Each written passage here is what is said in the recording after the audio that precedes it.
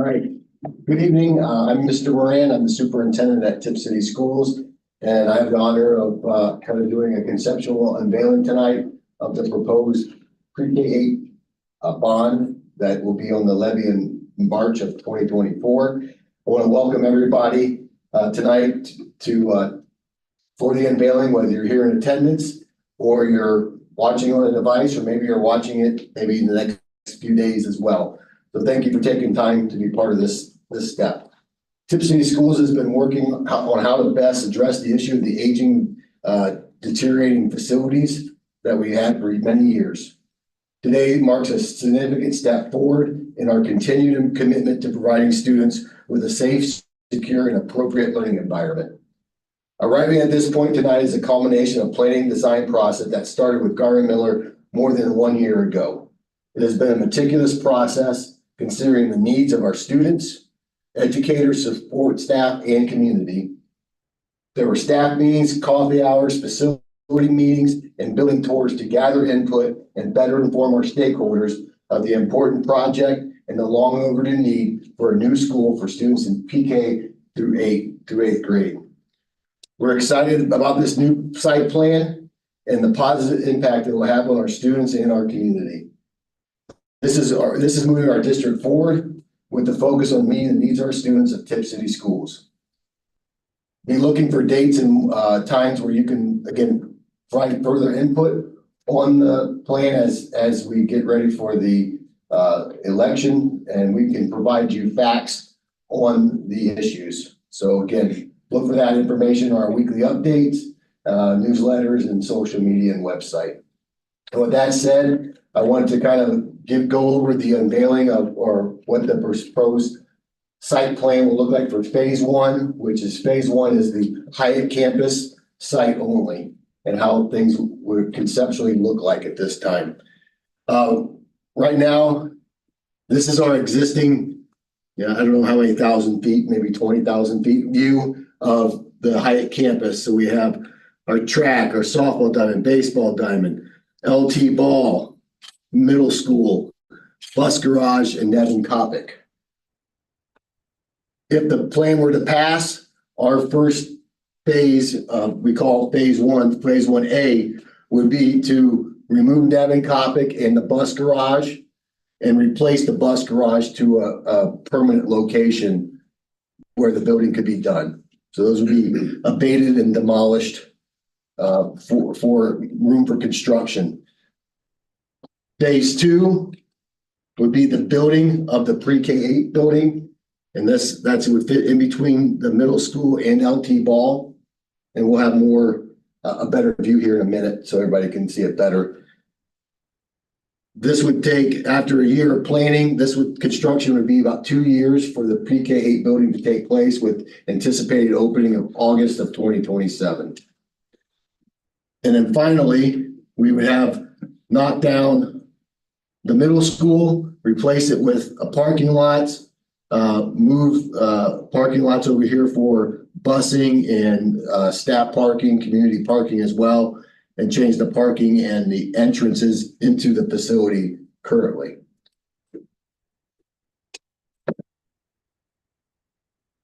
And this is what the whole site plan would look like moving forward. Again, this is just conceptual. There's no permanent plan on how this would look. We're talking about how this would fit in here and how we would separate younger kids from older kids, which we thought was important, and we heard that much from the community about doing those things. We also talked about where we could fit things in that make sense. We included our entrance and exits for out of the building, which includes, currently I'm working with the police chief, city engineer or utilities supervisor, and chief of emergency services to make sure that we're planning for the traffic that will be coming into that building and be a lot safer and a lot easier for families to get in and out of the facility. Over here, you kind of have an idea how the building would be separated. We would look at having the PK-4 on the south end of the campus and the 5-8 building students on the north end of the building. In the middle would be our media center, 2 gyms, dining area, music areas. And again, these are just draft placements. We would look at maybe moving these to make sure we fit the needs of the students and that the traffic flow of students makes a whole lot of sense. Another aspect of this Hyatt campus is after completion of this project would be to get rid of the look at the possibility, and I think it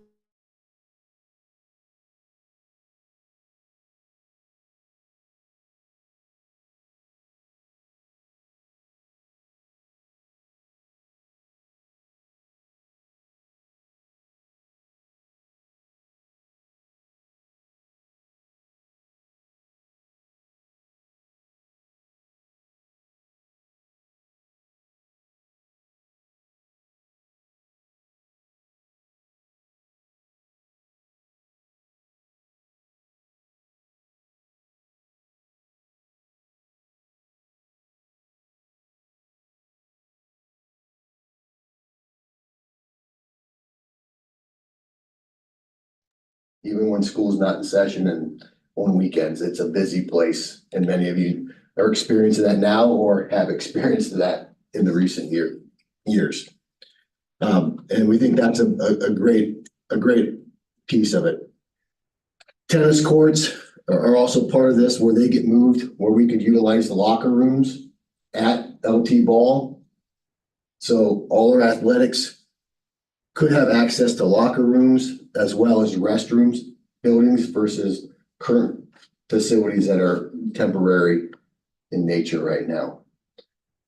We think this meets the needs of all our kids pre-K-8. Phase 2 would be the upgrades at the high school and dealing with the Broadway site. And the LT Ball office is part of phase 2 as well. But this plan is a long-term thought process on how to take care of all our students. It is not a Band-Aid or a one-time fix that a couple years down the road, we're gonna have to figure out, well, what do you do with these kids now? What are the needs of those other kids that we didn't include in this project? We are hoping that this project is long-term thinking and taking care of all of our kids to provide them the safety and security and a conducive learning environment for our kids to excel. And when I mean excel, I mean to be the very top in the Ohio school systems. So with that said, these are up here. Garmin Miller is our architect. These are some examples of what they've done at other schools, how classrooms look like, playgrounds look like, media centers, dining hall spaces in both of these areas give you ideas of what potentials could be in our school systems, which are a pretty exciting opportunity for Tip City. Again, nothing's been finalized. It's all depending upon the March 2024 ballot. But we're confident that the input that we received from the community, as well as the task force and the various stakeholders that have been part of this process, have come up with a plan that will meet the needs of our kids for a long time. A forward-thinking process for long-term results for our kids. So with that said, what questions might anybody have?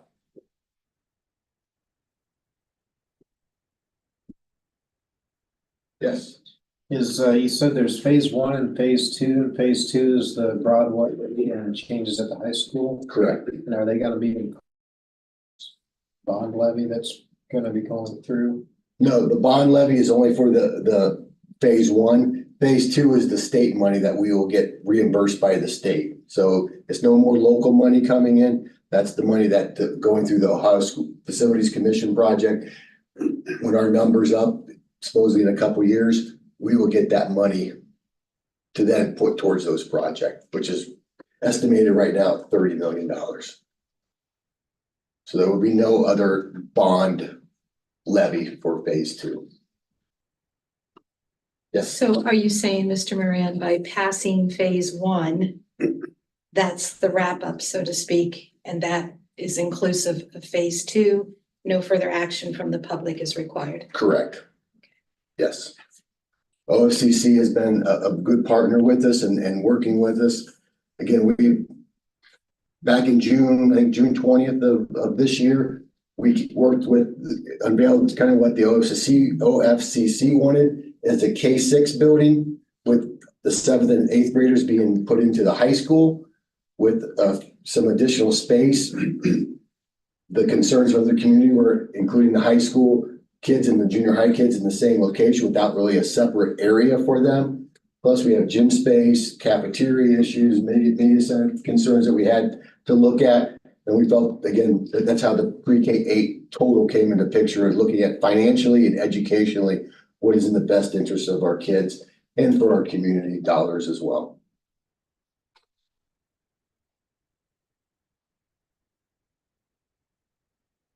My group. Could you explain a little bit on the traffic flow coming in as it's been kind of conceived?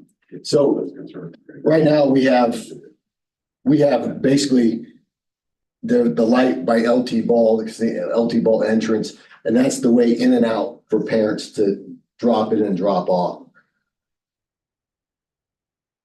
Moving this concept, moving to this new facility would allow us to have an entry lane for cars to come in, wind around, so we could get, I think, 76 cars in this line at one time. And then there's a one-way out. So one way in, one way out, and buses would come in a separate entrance. Buses would come in a completely separate entrance on the south end. Kind of, it's right where the Nevin Coppic entrance is now. That would be the extended, that'd be a bus only that could park and drop off here. And then they would be parked permanently for in the middle of the day when they weren't being used here at the bus garage, where the bus garage would be located, again, south of the current LT Ball. But this, again, safety issues right now, again, we've got 3 buildings right now. We know what's like on West Edge. We know the traffic concerns. We've actually made some changes recently to try to streamline bus pickup and for kids and drop off for kids on site, because it's a lot of kids and a lot of buses, and we want to make sure kids are safe. And we're still working on tweaking some of those things.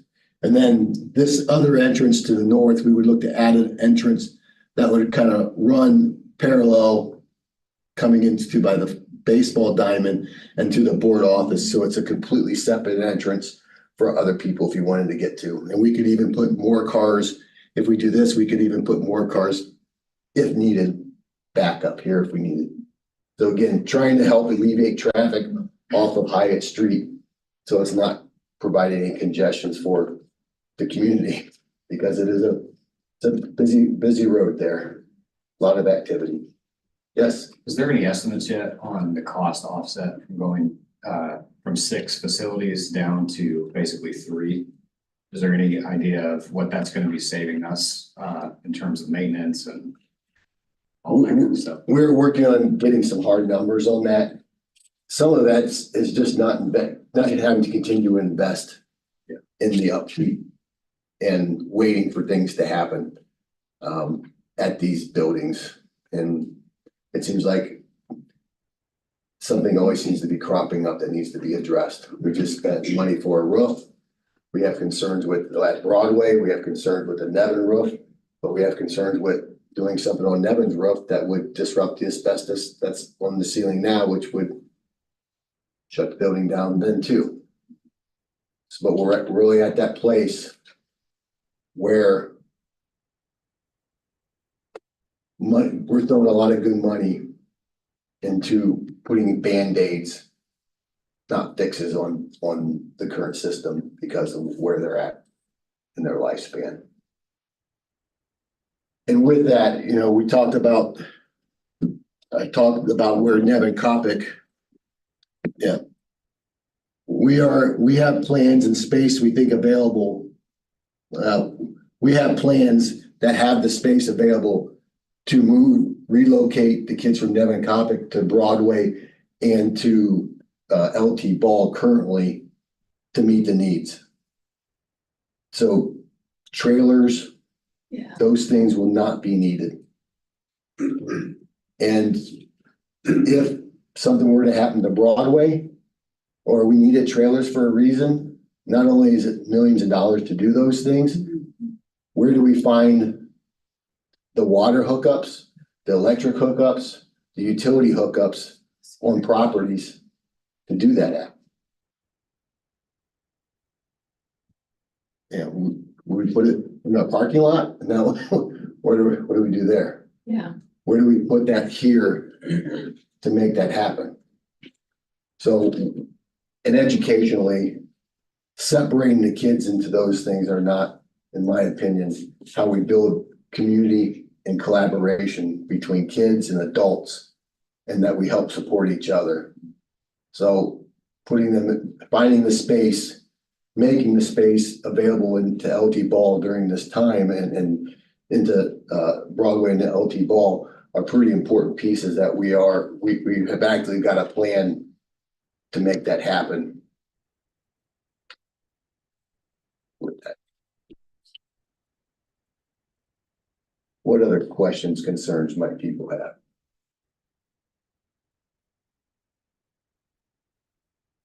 So if this passes in March, then you anticipate construction starting, In about March of 2025. So, takes about a year worth of planning. okay. And anticipating a completion in 27? August 27, we would be anticipating opening it up for all new students, all the kids to be coming into that building. That's you've lived it for a little while, being involved in the board and knowing that something has to happen. So it's been a process. It's gone fast, but it's been a long process with a lot of people's input, and we appreciate everybody that showed up to the tours, showed up to the coffees, talked about the needs of our kids. And it's just one of those pieces that have to be addressed. Yes. With TIP expanding, just in terms of residential homes and with the new schools, would we still be at a place where open enrollment would be off the table, you know, with the new school system? Or is that something that's revisited on like an annual? I think, but in that case, we have enrollment projections, and that's what the OFCC bases building size and needs on. Right now, I think it's less than 2% growth over 10 years, if I'm remembering. 100 something students. Yeah, it's not a huge growth. Birth rates are not where they were. Obviously, the houses are getting bigger, but the number of kids in the houses are getting, less than that. So we are capable of, I think we need to look at those things, but it really comes down to dollars and cents. How much money are we bringing in and how much are we spending? If it's for us, how do we control that? If it's against us, why would we consider it? So we had to look at those things, and with state funding formula changes and all those things, those things could change on a biennial basis that we'd have to look at. But it's not, I think it's something that there's space available. We should be looking at what options can we do to add more money. That might be one, but not at the cost us a lot more money. Right.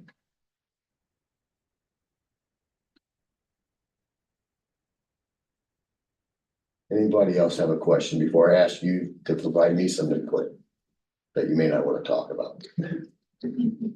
On camera. Okay. So with that said, I'd like for you just to take a note card.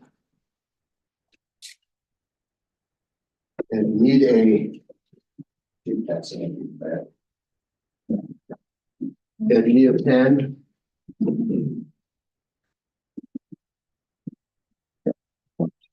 Thank you.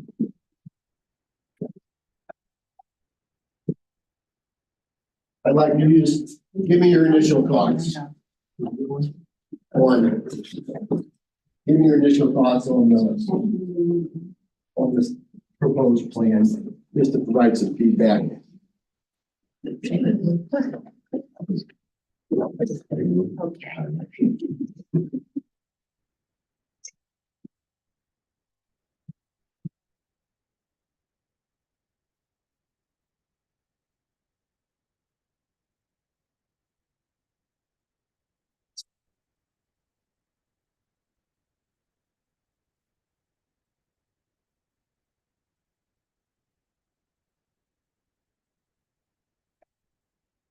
Meeting members, excuse me.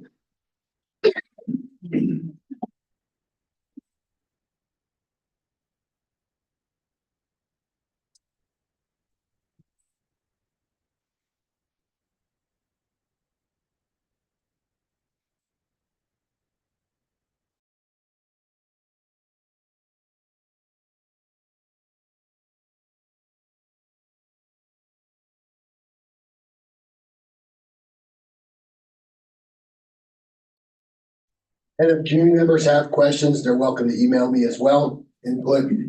All this information will be on the website for you to look at. So again, it's an exciting time. It's a great opportunity for the district. And we think for the community as well. We want to be responsible. So if you have ideas and input, we welcome that.